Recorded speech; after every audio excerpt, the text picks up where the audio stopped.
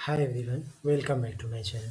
आज हम लोग इस वीडियो में समझेंगे मार्केट स्ट्रक्चर के बारे में कि मार्केट स्ट्रक्चर होता क्या है, कैसे हम लोग मार्केट स्ट्रक्चर का यूज़ करके अपनी टेक्निकल एनालिसिस काफ़ी हद तक सुधार सकते हैं और मार्केट स्ट्रक्चर से हम लोग पता करेंगे कि मार्केट अप ट्रेंड में है, डाउन ट्रेंड में है, साइडवेज है। इन सारी चीज़ों के बारे में हम लोग डिटेल में इस वीडियो में समझेंगे ताकि हम लोग एक काफ़ी हद तक अपने ट्रेडिंग में सुधार ला सकें। तो मार्केट स्ट्रक्चर टेक्निकल एनालिसिस का बहुत ही बेसिक और बहुत ही इम्पोर्टेंट टॉपिक है, जिसके बिना हम लोग ट्रेडिंग समझ लीजिए कि ट्रेडिंग मुश्किल है। अगर हम लोग आए समझें सपोर्ट रेजिस्टेंस पे ट्रेड करें, ट्रेंड लाइन के ऊपर ट्रेड करें या किसी इंडिकेटर के ऊपर ट्रेड करें, तो वो एक तरीके से मुश्किल काम हो जाएगा हमारे लिए। अगर हम या बशर्ते अगर हम समझ रहे हैं कि मार्केट स्ट्रक्चर क्या है, कैसे मार्केट चल रहा है, मार्केट अप ट्रेंड है, डाउन ट्रेंड है, क्या है, कैसे है।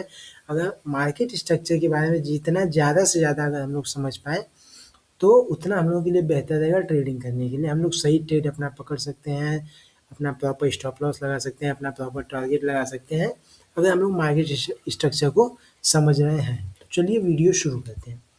तो सबसे पहले मार्केट स्ट्रक्चर होता क्या है?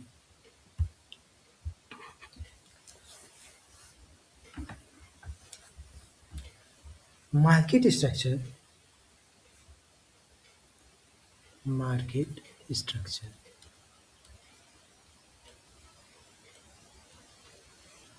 जैसा कि हम लोगों को समझ में आ रहा है कि एक ऐसा स्ट्रक्चर या एक ऐसा चार्ट्स का चार्ट्स को रीड करने का तरीका जिससे हम लोगों को पता चल सके कि मार्केट हमारा अप ट्रेंड में है या मार्केट हमारा डाउन ट्रेंड में। ये दो चीज़ें होती हैं मार्केट स्ट्रक्चर में। हम लोग समझ पाते हैं कि मार्केट हमारा अप ट्रेंड में है या मार्केट हमारा डाउन ट्रेंड में है। मार्केट स्ट्रक्चर समझने के लिए हम लोगों को सबसे ज़्यादा ज़रूरी है जानना कि time frame. Time frame time frame अब ये टाइम फ्रेम क्या होता है? टाइम फ्रेम जैसे कि हम लोग देख पा रहे हैं कि यहाँ पे 5 second, 1 minute, 3 minute, 5 minute, 15 minute, 30 minute, 1 घंटा, 4 घंटा, डेली, वीकली, मंथली एक्सेट्रा। तो ये हम लोगों का जो टाइम फ्रेम है, मंथली अगर करते हैं तो ये जो एक कैंडल बनेगी वो मंथ की बनेगी। वीकली करते हैं तो ये जो एक कैंडल बनेगी वो वीक की बनेगी। डेली अगर हम लोग लगाते हैं टाइम फ्रेम तो जो एक कैंडल बनेगी वो डेली की बनेगी।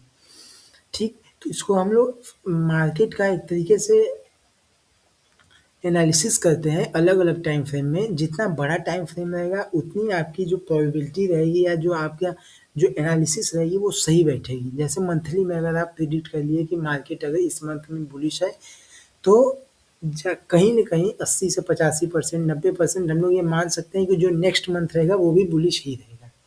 या अगर डेली में अगर आज हम लोगों ने जैसा देखा कि आज हम लोगों का जो मार्केट आज का था वो बुलिश था, ठीक? तो ऐसा माना जा सकता है 80 से 85%, 90% कि हम लोगों का जो कल का मार्केट रहेगा वो भी बुलिश ही रहेगा, ठीक? या कल जो मार्केट हो सकता है वो गैप अप ओपन हो, मैक्सिमम चांसेस है। होने को कुछ भी हो सकता है, लेकिन मैक्सिमम चांसेस जो हैं वो यही रहेंगे कि कल मार्केट गैप अप ओपन हो सकता है या कल के दिन मार्केट बुलिश रहेगा। या अगर मार्केट नीचे गिरता भी है तो एक अच्छा खासा करेक्शन देखने को मिल सकता है कल के मार्केट में। तो ये किस कैसे हम लोग अंदाज़ा लगा पा रहे हैं? ये हम लोग अलग-अलग टाइम फ्रेम के थ्रू हम लोग समझ पा रहे हैं कि ये मार्केट आने वाले दिन में क्या कर सकता है, 5 मिनट में क्या कर सकता है, 15 मिनट में क्या कर सकता है, 30 मिनट में क्या कर सकता है। तो ये जो टाइम फ्रेम है ये एक हम लोगों का मेन सोर्स रहेगा मार्केट स्ट्रक्चर पता करने में कि मार्केट का स्ट्रक्चर क्या है। अगर हम लोग टाइम फ्रेम अलग-अलग नहीं देखते हैं, बहुत लोग आते हैं ट्रेडिंग करने के लिए, तो वो अपना 5 मिनट का कैंडल लगा लेंगे, उसी पे ट्रेड करते हैं, जिससे कि उन लोगों का पूरा कैपिटल खत्म हो जाता है। 15 मिनट में करेंगे लोग ट्रेड, 5 मिनट में करेंगे, 1 मिनट में करेंगे, जो कि हम लोगों के लिए बिल्कुल नागवार है। ऐसा नहीं करना चाहिए। मैं भी शुरुआती दौर में बहुत 5 मिनट के कैंडल्स लगा के मैं ट्रेड करता था, जिससे मेरा बहुत नुकसान हुआ। तो सारी चीज़ें समय के साथ-साथ बदलती हैं, सीखने को मिलती हैं, मैं भी सीखा। तो वही सारे एक्सपीरियंस मैं आप लोगों के साथ-साथ शेयर कर रहा हूँ। तो प्लीज़ थोड़ा ध्यान से देखिएगा। तो डेली टाइम फ्रेम जो है वो हमको डेली बायस बताएगा। वीकली का जो कैंडल रहेगा वो हमको वीकली बायस बताएगा, मंथली का जो कैंडल रहेगा वो हमको मंथली बायस बताएगा।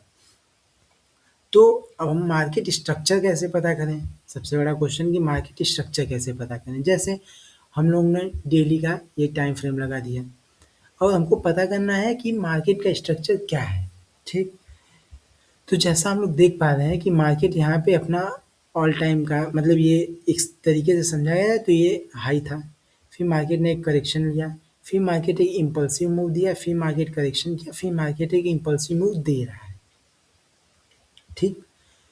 तो कहीं न कहीं हम लोग देख पा रहे हैं कि मार्केट यहाँ से ऊपर गया। जैसा कि हम लोग देख पा रहे हैं कि मार्केट अपना एक इम्पल्सिव मूव बनाते हुए ऊपर जा रहा है, फिर मार्केट नीचे आया है, फिर मार्केट ऊपर गया है, फिर यहाँ पे मार्केट ने एक करेक्शन दिया है, फिर मार्केट ऊपर गया है और फिर मार्केट ने एक करेक्शन दिया है, फिर मार्केट यहाँ से ऊपर जाने की तलाश में है, ठीक? तो जैसा हम लोग देख पा रहे हैं कि मार्केट अपना स्ट्रक्चर बनाते हुए ऊपर जा रहा है। मार्केट यहाँ से एक इम्पल्सिव मूव दिया, फिर मार्केट ने करेक्शन किया, फिर मार्केट ऊपर गया। तो यहाँ पे हम लोग देख पा रहे हैं कि मार्केट अपने हमेशा पिछले वाले हाई को तोड़ते हुए ऊपर जा रहे हैं। जैसे यहाँ पे देखिए मार्केट ने क्या किया है, मार्केट एक पिछले हाई को तोड़ करके ऊपर मार्केट गया है। तो इससे हम लोगों को ये समझ में आ रहा है कि मार्केट अपना पिछला हाई तोड़ा है तो बुलिश है मार्केट। फिर यहाँ पे देखिए, यहाँ पे भी मार्केट ने वही काम किया है, अपना पिछला हाई तोड़ा है, मार्केट बुलिश है। फिर मार्केट क्या करता है, अगर जैसे मान लीजिए मार्केट ने इसको तोड़ करके ऊपर क्लोज किया डेली टाइम फ्रेम में, मान लीजिए मार्केट ने अपने पिछले हाई को तोड़ करके ऊपर क्लोज दिया, ठीक? तो इसका ऑब्वियस सी बात है कि इसका कहीं न कहीं लोअर लो भी होगा, तो ये इसका लोअर लो है, ठीक? अप ट्रेंड में होता क्या है? सबसे पहले समझते हैं कि अप ट्रेंड में होता क्या है? अप ट्रेंड में मार्केट अपना हायर हाई लगाते हुए ऊपर जाता है और डाउन ट्रेंड में क्या होता है कि मार्केट लोअर लो लगाते हुए नीचे आता है। तो अगर ये मार्केट का अप ट्रेंड है, तो इसने अपने एक हाई को तोड़ के ऊपर क्लोजिंग दिया, फिर इस हाई को तोड़ के ऊपर क्लोजिंग दिया, तो इससे समझ में आ रहा है कि मार्केट हम लोग का अप ट्रेंड में है। अब मार्केट ने किया क्या है, मार्केट ने इस वाले लो को देखिए ब्रेक नहीं किया है, तो अभी भी मार्केट अप ट्रेंड में है। फिर यहाँ पे देखिए मार्केट ने इस वाले ब्रेक को तोड़ दिया है, इस वाले लो को ब्रेक कर दिया, जिससे हम लोगों को पता चलता है कि मार्केट अब क्या किया है, मार्केट अब डाउन ट्रेंड में आ गया। लेकिन मार्केट क्या करता है कि इसको सस्टेन नहीं करता है। वैसे तो इसको यहाँ से जाना चाहिए नीचे, अगर इसको ब्रेक कर दिया तो मार्केट डाउन ट्रेंड में हो गया, इसको जाना चाहिए यहाँ से नीचे, लेकिन मार्केट ऐसा करता नहीं है और मार्केट यहाँ से करेक्शन देते हुए ऊपर चला जाता है। और हम जैसा कि हम देख पा रहे हैं कि इसने